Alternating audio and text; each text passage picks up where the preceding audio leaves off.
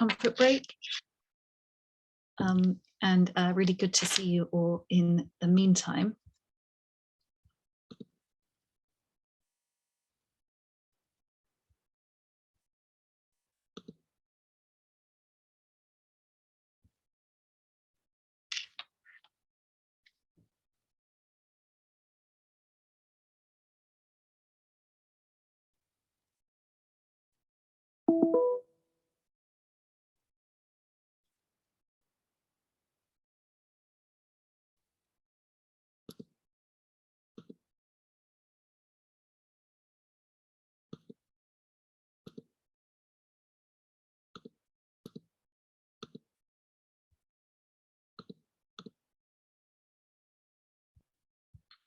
Lovely to see so many of you joining us.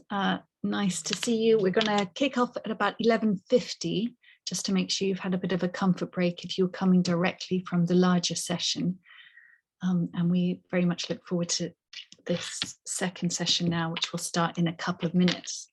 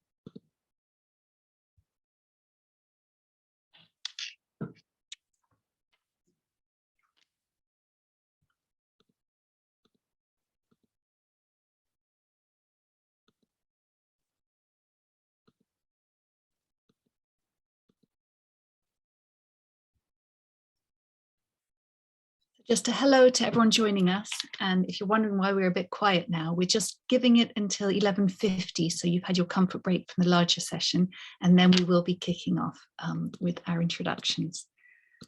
So welcome, and you can probably see on the screen our focus for this breakout session. So you might want to start thinking about that. And we'll start in another minute now.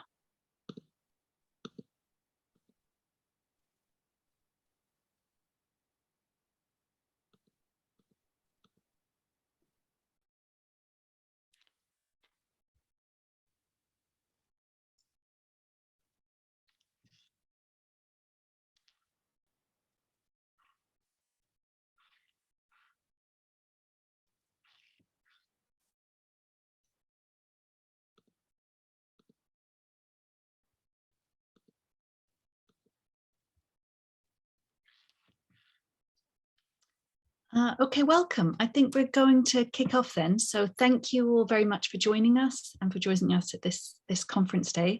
I'm Sam Duncan. I work at the UCL Institute of Education in Adult Literacy Studies, and I've worked in literacy and ESOL teaching, a bit of numeracy and teacher education. I'm really happy to be here today chairing this session. But this session will be led by Hazel Klenk, and Hazel is the research manager at Learning and Work. She works, excuse me, on a wide range of research, evaluation and development projects across the Learning and Work's policy areas, but mainly focusing on lifelong learning and adult basic skills. And Hazel's particularly interested in the role that learning plays in refugee and migrant social integration and well-being. So our plan for this morning is I'll hand over to Hazel in a moment, and she'll talk for about 25-30 minutes. And please, as you're listening, think of any questions. And then after that, we'll open out into a wider discussion. So huge thanks again to Hazel, and over to you.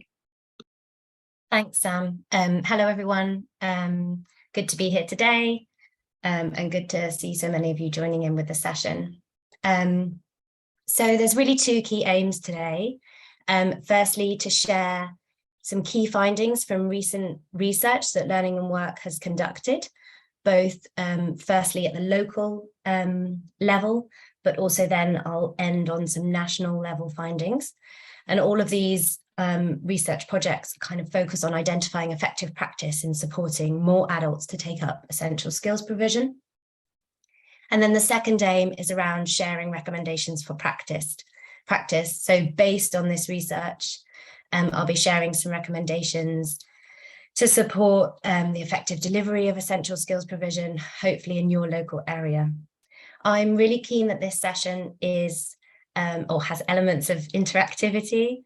So there will be opportunities for you to get involved during the presentation, during Slido. When the time comes, a new QR code and a new link will be available for you to access. It's useful to have a mobile phone or tablet handy, but you can also join via your laptop. So just to kind of set the scene, the summary infographic that you've got on your screens right now is from our report, Getting the Basics Right. And it just highlights, as we've heard this morning in the main conference, the benefits, the many benefits of improved essential skills, including around employment and progression to further learning. It also sets out kind of what we know about the need in the country at the moment. So we know that around 9 million adults in England have low basic skills in literacy and numeracy, but there's also significant needs and demand around essential digital skills, as well as ESOL. And although there's an obvious need to support essential skills of the kind of supply of young people into the labour market, there's also a need to do more to support those in work, as we can see here that 5 million of those 9 million adults are in work. And then finally, kind of the key issue, which I'm sure most of us are aware of, is that participation in adult learning, English and maths learning, has fallen between 2012 and 2020. And this is kind of coincided with an overall reduction in AEB funding around the same time as well. That kind of sets out an overview of the current picture. So moving on to what today's presentation is about. As I said, I'll be focusing on sharing findings from some of our recent research projects, and they've all focused on identifying what works and effective practice in supporting participation in adult essential skills provision through innovative approaches. So the first piece of research was one we were commissioned by the GLA to conduct, and this is obviously specifically focused on London learners and London providers. So we were asked to identify existing barriers to participation, but also understand what works to support and drive up participation in English and maths provision, and as well as that, kind of understand and build on good practice to develop further insights to support London's providers, AEB providers and adult education budget providers, to deliver improved outcomes. The methods here involved ILR data analysis, a provider survey, provider interviews, and learner focus groups as well. As part of our Skills for Life work, we've conducted research with 3 mayoral combined authorities. So that's the second research project you can see on the screen: local learning, place-based insight on what works to drive up essential skills participation. So the 3 local areas were West of England, South Yorkshire, and Liverpool City region. And we took a local focus in order to acknowledge the importance of context and how context has an impact on skills provision, commissioning and delivery. So we evaluated innovative approaches launched in these local areas to explore what worked to improve participation. And we specifically chose these areas as they are responsible for commissioning the AEB through skills devolution, and this has enabled them to respond in a really flexible way when they're designing commissioning adult learning provision. And then lastly, the review of national strategies for adult basic skills at the bottom there. We looked at 4 countries, kind of comparable in economic and social context to the UK or to England. And so we looked at Australia, Germany, Norway, and Switzerland. We identified these countries as having a distinct strategic focus on adult basic skills. And the kind of main aim of this research was to help shed light on ways in which there may be scope to strengthen and develop adult basic skills policy in England. So I'm going to talk through some key findings, and I'm going to start with barriers to participation, but I thought it might be useful before I do is to kind of invite you to think about and share any thoughts on the challenges to participation in adult, that should say essential skills, sorry, that shouldn't just say maths, that should encompass all essential skills provision in your local area. So this might be challenges that learners face themselves. It might be challenges or barriers that providers face, or it might be kind of wider stakeholders. So barriers like that employers face.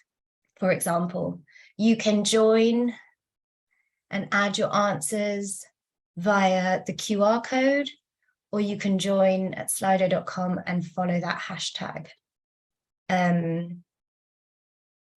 Someone's asking for the Slido link in the chat. I will try my best to get that in there. 1 second. I'm not sure.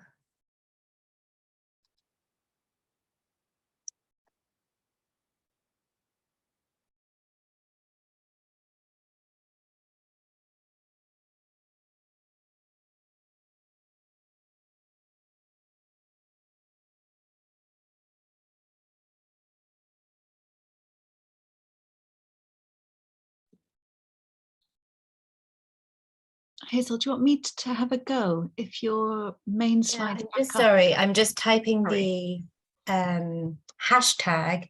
Oh, sorry. Send to. Just typing the hashtag into the chat.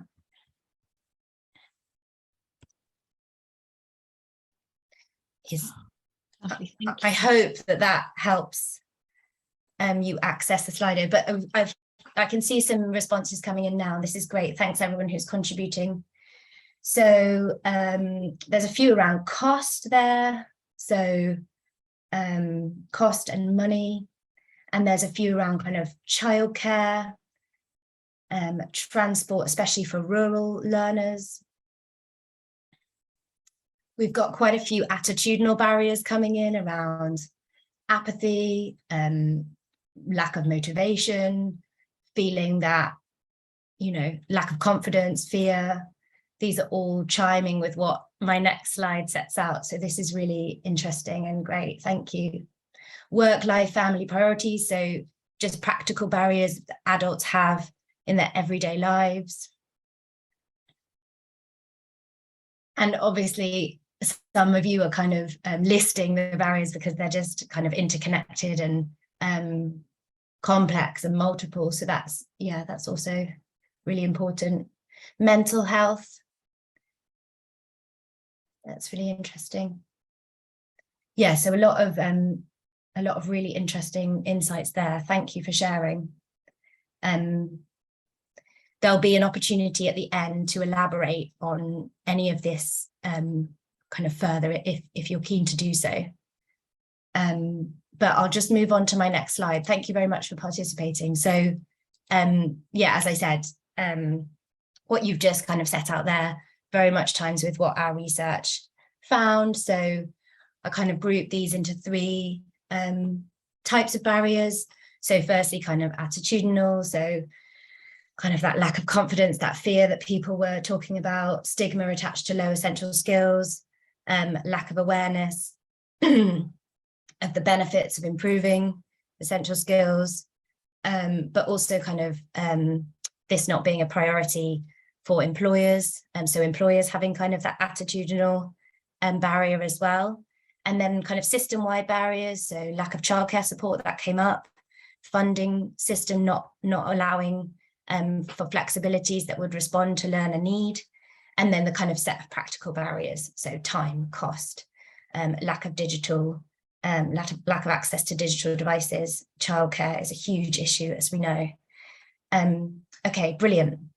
So just moving on now to the kind of main focus, so effective practice to drive up participation at the local level. Hazel, So so from our sorry. Oh, Sorry to sorry. interrupt. I Yeah. think your slides might not be moving on. Oh, I'm so sorry. No, that's okay. It happens really easily. It might be because you're not on slideshow. Yeah, I'm on. Bear with me. I'm so sorry. No, sorry. I didn't want to bother you, but it's just your slides are so good that, oh, Can lovely. you see that? Yes, thank you. Oh, fantastic. Thanks, Sam. Really sorry. I had 2 sets of slides up and I was moving the wrong ones on. Okay, so yeah, this is what we found from our research that kind of has been found to be effective in supporting adults to engage with essential skills provision, so right at the beginning of their learner journey.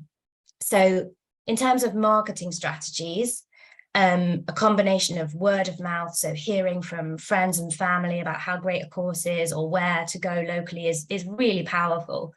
But this kind of mix with a clear online and social media marketing strategy can be really effective from providers. So with just a note on the online marketing, the information needs to be really clear and accessible.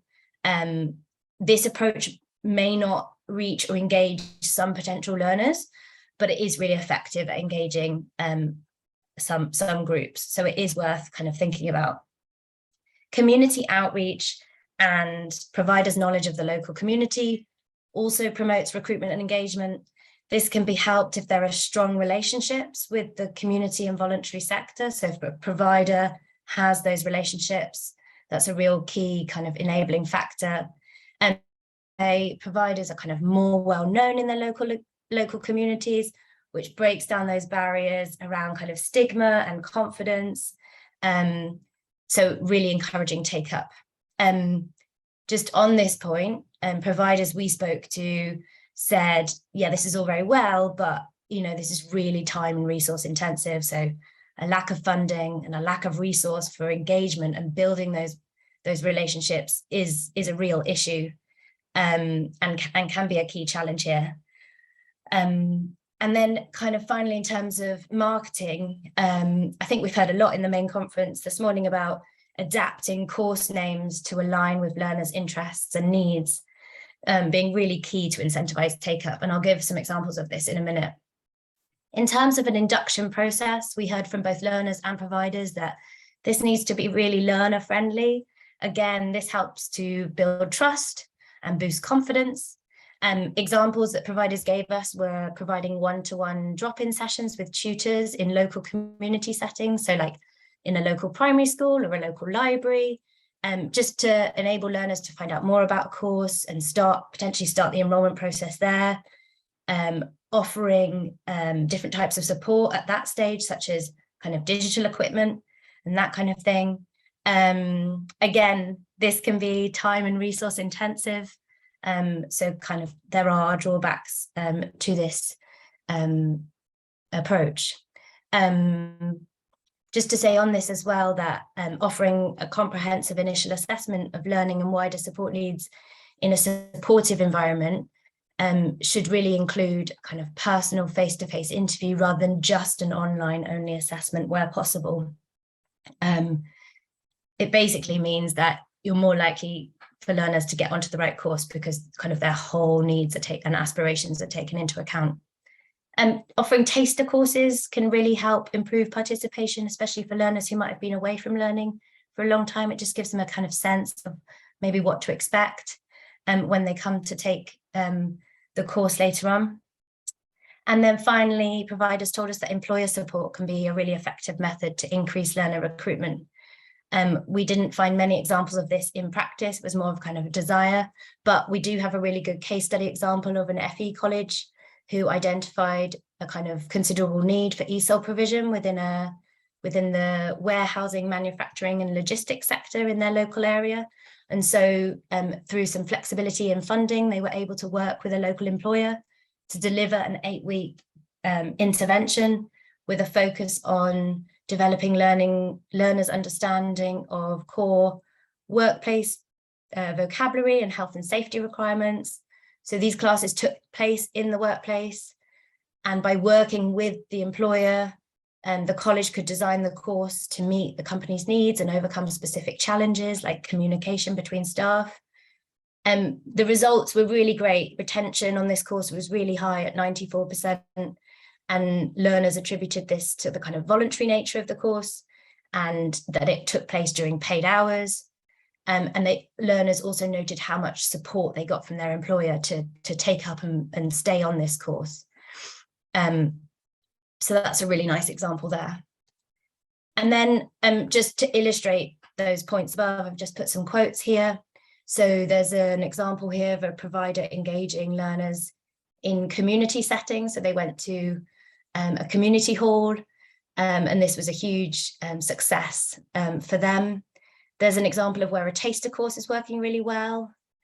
And the bottom one is really tapping into the reason a lot of adults want to engage in learning. So changing the name of the course really kind of is a big hook for a lot of learners and a really easy thing to do.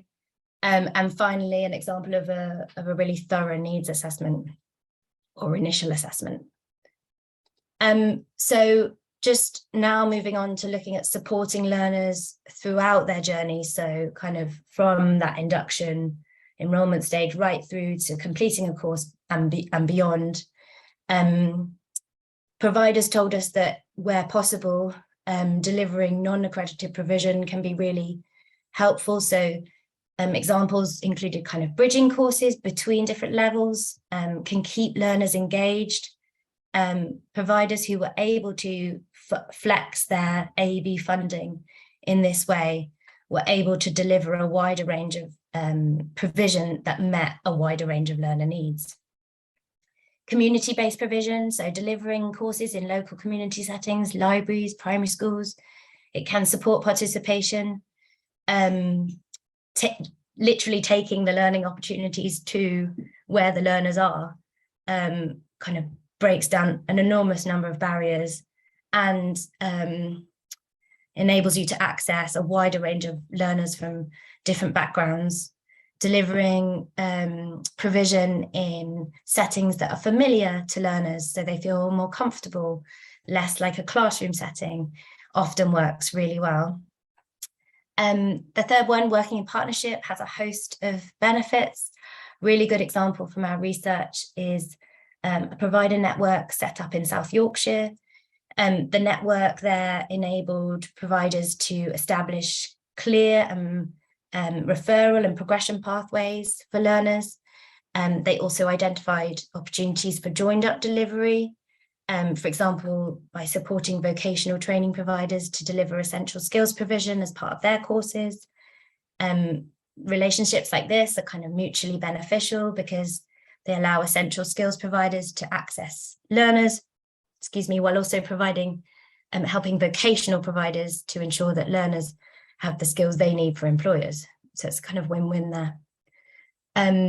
Embedding provision or embedded provision. So we heard about examples of where digital skills provision is embedded into an English and maths course, or English and maths into a vocational course, as being particularly effective. This came from providers as well as learners themselves. Online provision, there are advantages, particularly for learners studying at higher levels.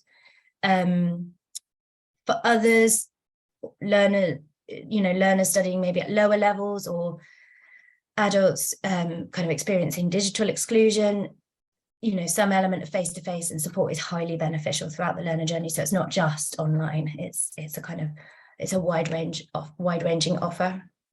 Childcare responsibilities and not having access to childcare provision is a key barrier for many adults, particularly women. So partnership working can really help overcome this by enabling providers to deliver in venues where there's existing childcare provision, for example. And then finally, peer support came up so much from learners. So having someone like them in their class to kind of collaborate with and share their learning experience with throughout their learner journey was kind of key to keeping them going, keeping that motivation going. Again, moving on, some quotes to illustrate the findings above. So the first there on the left is an example of using community-based provision as a kind of gateway course into essential skills provision. There's a quote from a learner at the top, noting the benefits of embedded provision, or the potential for embedded provision. And then the last one points to a good example of how childcare provision can be organised. And then just kind of to give a really lovely example from our research, kind of case study example, I want to share this from St Helens College in Liverpool. So they ran a pilot that aimed to support parents to help their children with their GCSEs. And in doing so, the pilot aimed to support the adults' essential skills development as well. So the college kind of identified low essential skills rate in the local area, but very much an aspiration and a desire from parents to want to support their children's learning. And so they kind of came up with the idea that contextualized provision would really help drive up participation and engagement, because learners' needs were better addressed in this format, in this setting. So they did this through targeted outreach in local areas. They tailored their messaging about the course content to really kind of engage with those learner aspirations around supporting their children. They ran really small group sessions they did it in a way so the parents and the children, the GCSE learners were learning together. This pilot saw some great outcomes. So the pilot attracted more learners in the 50 plus bracket than kind of traditional college courses did. And the college got some key learning about kind of what works to support more adults in English and maths provision.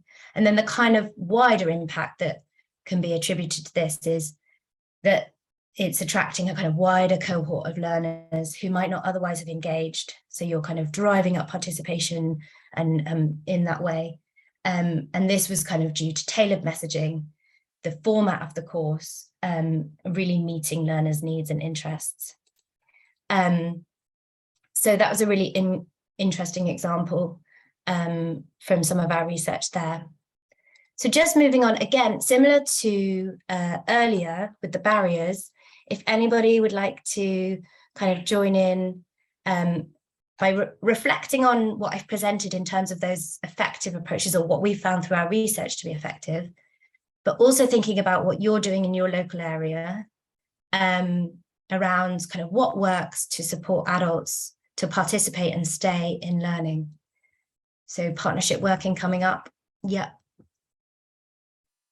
And again, there'll be an opportunity, I guess, at the end, really to elaborate more on any of these issues that you bring up or key themes. Shorter courses allowing them to progress quickly. Yeah, definitely. So that can be those kind of bridging courses that I spoke about, but also kind of unitary based courses as well. We found, or providers told us that was really effective. Online for upper levels, as I mentioned, yeah, absolutely. This can really break down some of the practical barriers around time and cost, fitting it in around working and childcare and all of that kind of thing. Small groups, overcoming those barriers around fear and kind of that idea of going back to school and things like that. Learning support during the whole learner journey is really important as well. Yeah, it's not just at induction stage or enrollment stage, it's throughout the learner journey, and even at kind of when they finish their course, thinking about what are the next options, what are the next steps. That support there is really, really key. Learner champions, ULRs, absolutely. So that kind of chimes with my point around peer support, age appropriate resources and language, absolutely. Working with employers. Yeah, I hope that example was useful. It's really good to hear all of this, that it kind of relates and chimes so well with what I've presented. So thank you very much for joining in there. I'm just going to move on now to take you through some recommendations for practice. So the findings that I've just kind of presented have informed a set of recommendations for practice in 3 key areas. Firstly, around access, and then flexibility, and then quality. So in terms of access, it's really about having a clear and well-marketed offer. So making sure that the offer really taps into learner motivations, as we saw in the St. Helens example, kind of supporting their children to progress at school is a key hook for many adult learners. But whatever the kind of local need is that you've identified there, it just works. Building partnerships between other providers, community organisations, and employers helps reach that wider cohort of learners. And then addressing the practical barriers to learning. So childcare really here is the key issue.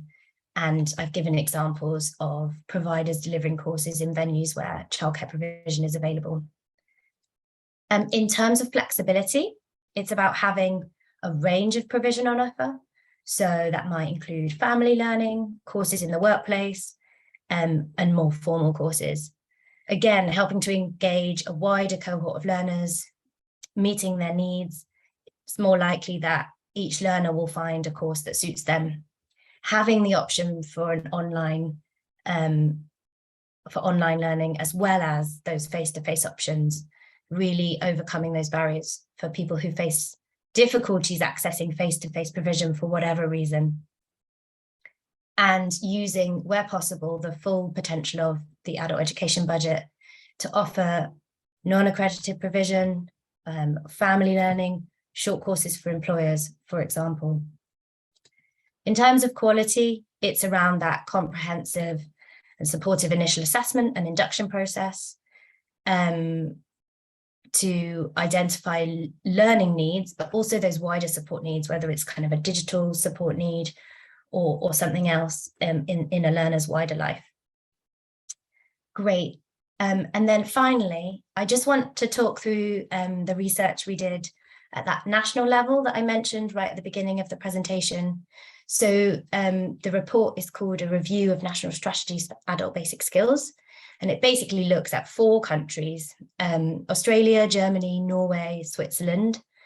And we, as I mentioned, we chose these countries to focus on as they all have a distinct strategic focus on adult basic skills, with the kind of aim that this would shed some light on ways in which there may be scope to strengthen and develop adult basic skills policy in England. So the first is around policy implementation. So as you know, in England, the AEB includes an entitlement to fully funded literacy and numeracy provision up to level 2 for any adult who needs it. And this is a really important policy commitment, and one that stands in contrast to many other countries where basic skills provision is often project funded, which means it often lacks continuity. So free provision is really helpful in increasing participation, but not sufficient on its own.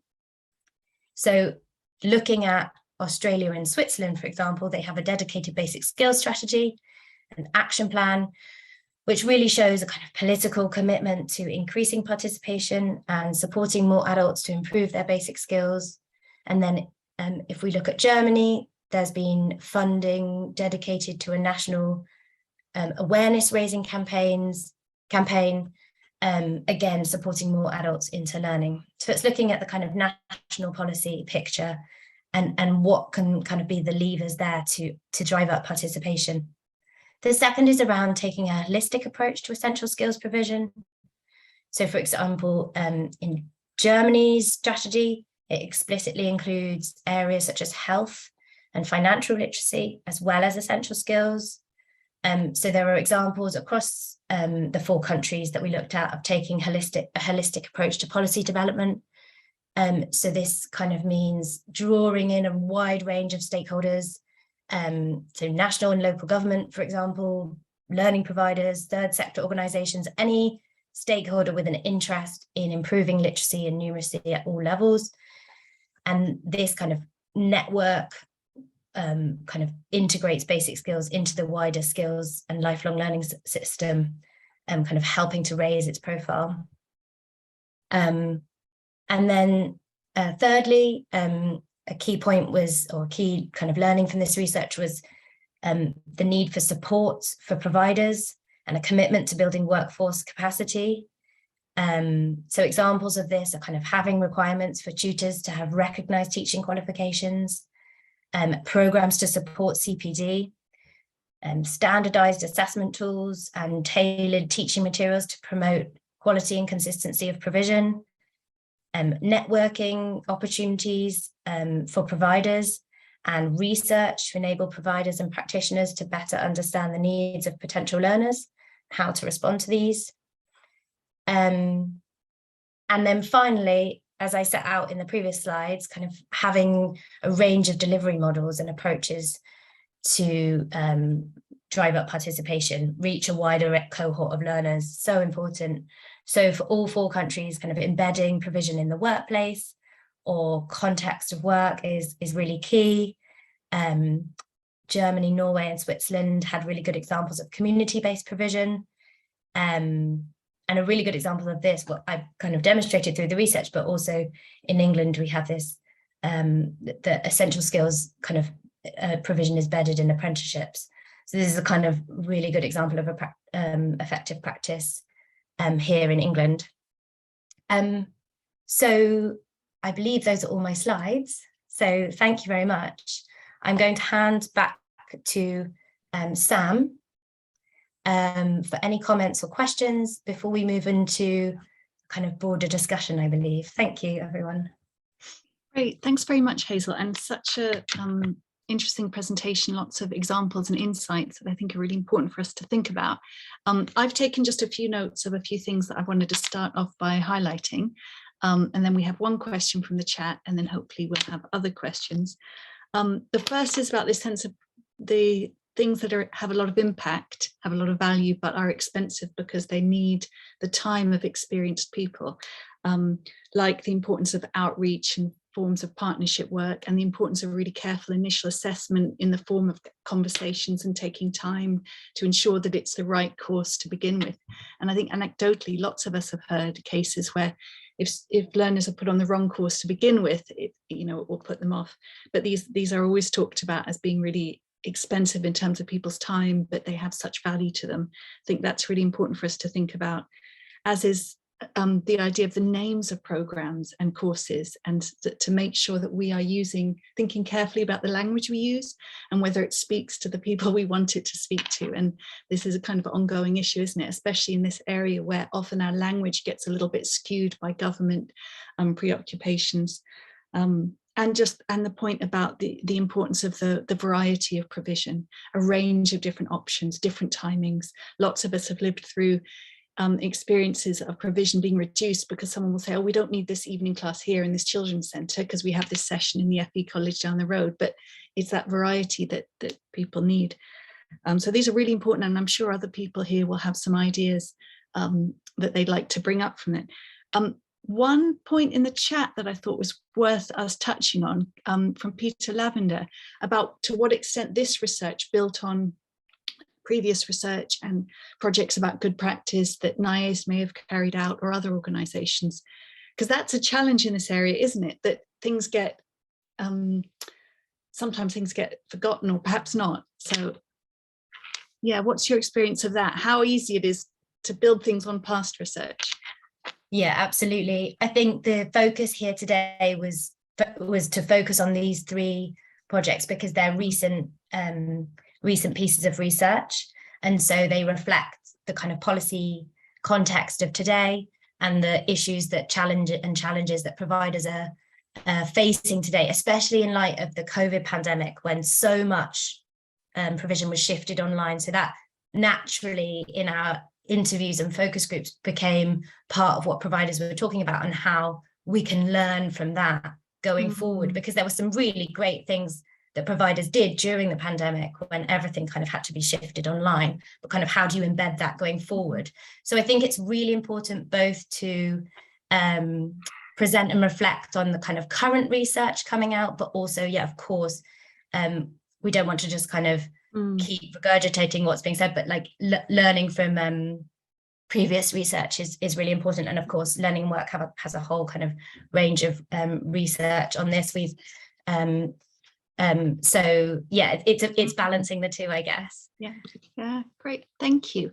I can see there's a important comment in the chat, which I will kind of read out here, and it's just a reminder to anyone else to either, I think, put up your hand or turn on your microphone to say something or put something in the chat. So from Alison Newby, how it's difficult to convene a large enough group sometimes to justify the funding, and that's a key challenge, especially if you want to separate some groups by skill level to differentiate delivery.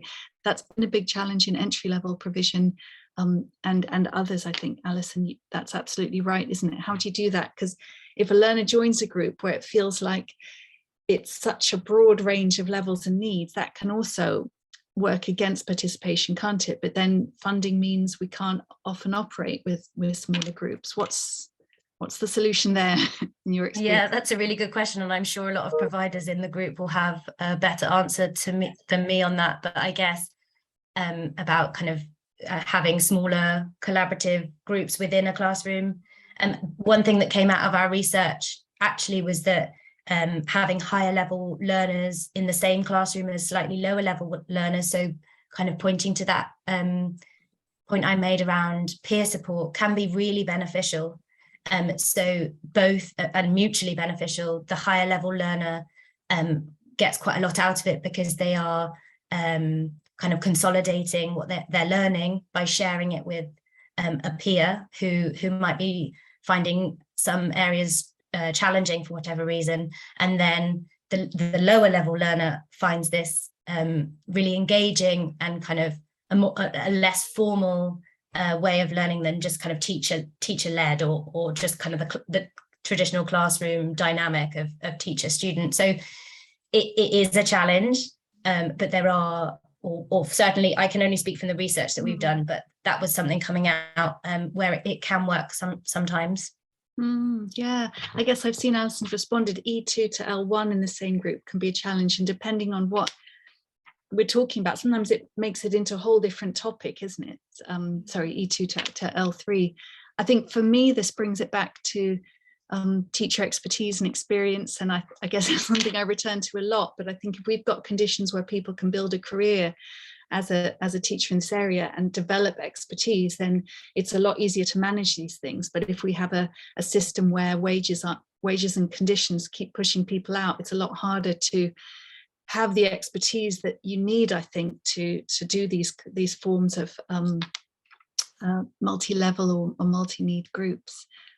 Yeah, and that's where the networking point comes in as well. So opportunities for teachers to get together, share learning, whether that's just on a really local level or kind of more regionally or even nationally, really, really important, because there's so much knowledge and expertise.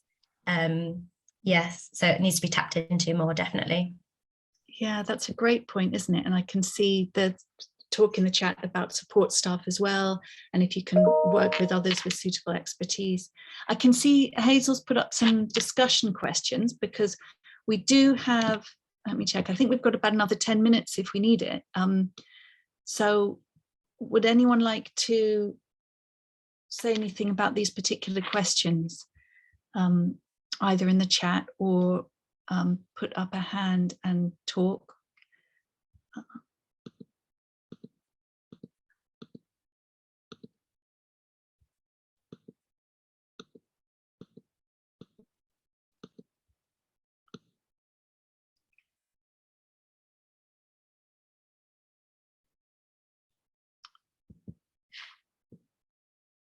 I think these are great questions, aren't they? What stops adults accessing, and what would be a takeaway for you for today?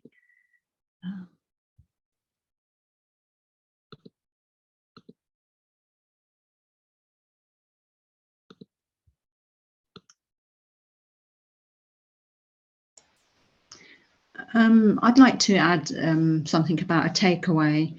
I think the takeaway for me is that we've got to try the holistic approach a bit more. go out to, more of the social prescribing type of work with partners who have a vested interest, say, for example, in health or improving health or financial or whatever it is, but to try and work with organizations who have that vested interest. We do a lot of partnership work already, but I think that's something that we could look at further. And also in terms of, I think after the pandemic, during the pandemic, we moved a lot of our provision online, and that still seems to be the preferred choice for some of our learners, that they want to, because just the convenience aspect, I think. So, but you kind of lose, online provision isn't the answer for everyone. You do lose a lot online. So having that supportive kind of induction, initial assessment, etc., that you were talking about, and improving the quality of that part, that first initial part of the learner journey, I think is really important. So those are the key takeaways for me. That's wonderful, thank you. I think that different forms of partnership working is so key, isn't it? And I loved what you were saying about the lessons and benefits of the online, because I think there are, for some people, an online option will always be easier and will allow them to do things they wouldn't otherwise be able to do. Whereas for others, it's the getting out of the house and being physically with other people that they need. So if we can try and build to both, that seems to be a really important lesson. Thank you for that. I can see Alison's got in the chat about the youth service and a battle bus, which is, I'd love to know more about the battle bus at some point. That sounds really useful. And we have a comment about the co-creation of learning is important. Absolutely, I think, and so that when people join a form of provision, that it's very clear that they can shape that in terms of what they need and what they want from it, rather than coming in and being told, today we're working on semicolons because, that's what we're doing today. Yeah, and that, just to come in on that point about the co-creation, the St. Helens example that I gave, one of the kind of key lessons learned from that was that the course content was very much informed by the previous cohort of learners. So they were doing a kind of test and learn approach. So the first cohort kind of gave feedback, and this informed the next iteration of the course. And that was kind of seen as really valuable, that the learners themselves were kind of designing the course. So yeah, really good point. Yeah, great, thank you. And fitting around school times, and online options for people who may feel more comfortable because of mental health conditions. It's really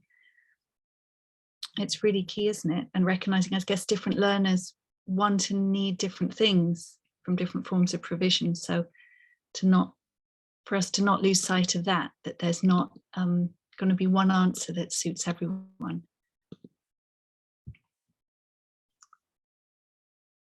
Does anyone else have any takeaways from today, or is there anyone who's been involved in Multiply who has senses of concerns or challenges?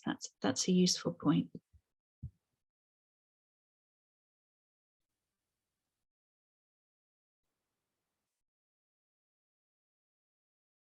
I can see a comment in the chat about the workplace is interesting. They not all have the confidence to identify or share skills they need. More than ever, job security, getting to employees is not always easy. Online, not always the answer. Something at level 2. So that's a really important message, I guess, again, about the need to have different forms of provision for different people. For some, workplace is absolutely really important. For others, that's not what the basis of their needs or interests lies in their work. But for some, it would be, and similarly online. Yes, and people who've gained a level 2 many years ago are excluded. And is that exclusion through the way programs are funded, or the way programs are talked about and labeled, or a bit of both? Yeah, so the funding.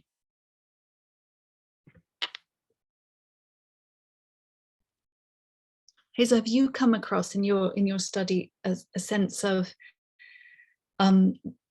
different organizations working around funding limitations in different ways? Yeah, so I think there's, so the second research project that we did was all, as I said, was kind of based or focused on 3 areas where skills provision had been devolved.